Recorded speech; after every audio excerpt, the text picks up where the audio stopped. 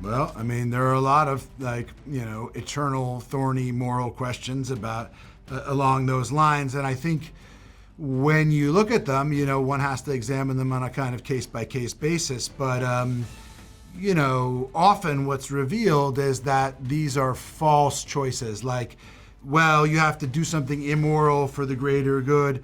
Typically, you find, like, if one looks more closely at what the definition of the greater good is, or how profoundly immoral the individual act is, often it yields more insight and leans you toward, I think, where the answer probably lies.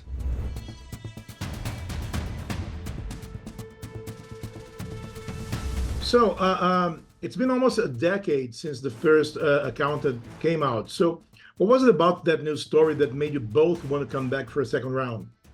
Every time I feel like we do an interview, the people add another year to how long it's been. First it started with 8 years, then it's 9 years. Almost a decade. Almost a decade. For those of us who are like counting decades, we're a little sensitive to that. But for me, the main reason I wanted to come back was I really liked working with Jon, and I really thought there was a lot more to explore, both with the character and the actor and the man. And that opportunity, particularly with the kind of construct that I felt really good about that Gavin set up and the idea that Bill had, it just seemed like obvious to me that was something that I really wanted to do. So there's this gigantic gray area in your characters' personalities, which I think it makes them more complex and compelling. So what's your take on stepping out of the line for the greater good? Well, I mean, there are a lot of eternal, thorny moral questions about along those lines, and I think when you look at them, one has to examine them on a kind of case-by-case basis. But often what's revealed is that these are false choices. Like, well, you have to do something immoral for the greater good. Typically, you find, like, if one looks more closely at what the definition of the greater good is, or how profoundly immoral the individual act is, often it yields more insight and leans you toward, I think, where the answer probably lies. When a movie tackles like real life subjects, such as human trafficking in this case, it makes the story like more seductive for us to dive into. So how is balancing the weight of such a heavy issue with the thrills of an entertainment movie? It's a good question. I mean, I think the thing that gives, I know that it was researched, I know who Gavin was speaking to, I know who Bill was speaking to, and I know that they're not just sort of they're not entering into a subject sort of blindly, and I can really say that in the intentionality of the entire piece. This was not just, hey, the first movie was pretty successful, let's make another film, right? That's just not this group of people. It's not this group of artists that I'm so lucky to learn from and be around.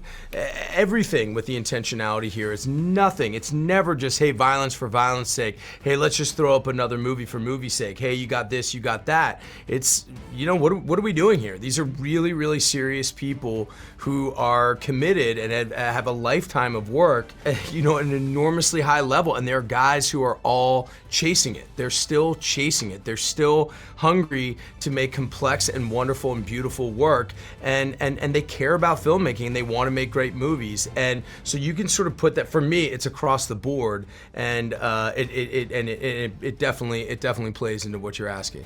Ben, you're also a producer in this movie, and I spoke to Cillian Murphy a couple of weeks ago, and he told me that working with Artist Equity was like the best professional experience of his career. And I really think what you and Matt Damon set out to do is really, really precious. So how does this partnership with your company work when you're partners with a big studio in a project like this?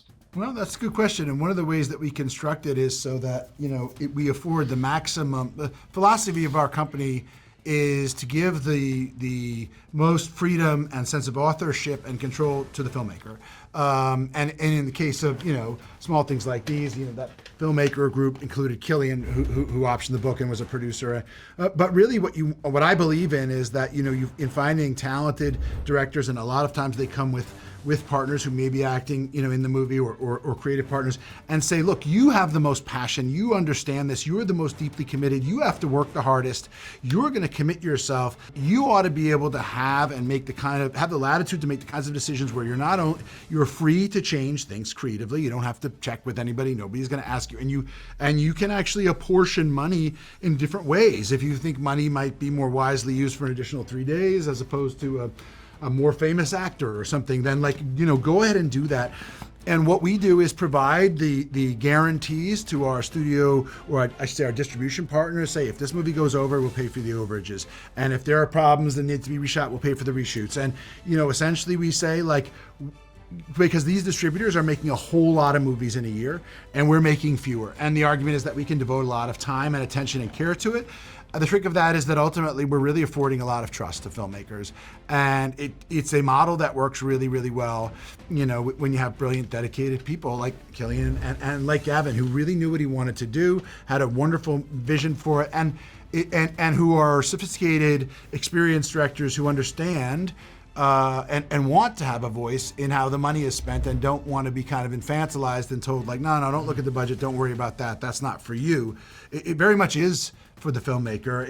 It's their resources to tell this story. And one of the way we exist in this particular construct is to stand behind them and say to our distribution partners, don't worry, and also you will have a voice, and they do, and they're great partners, and MGM has been extraordinarily supportive and, lucky for all of us. In the case of this movie, first time I ever saw a cut, I said, I love it. We can release it. MGM said, we love it.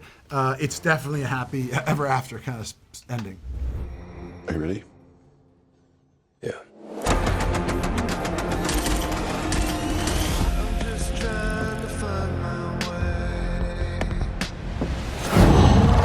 Whoa.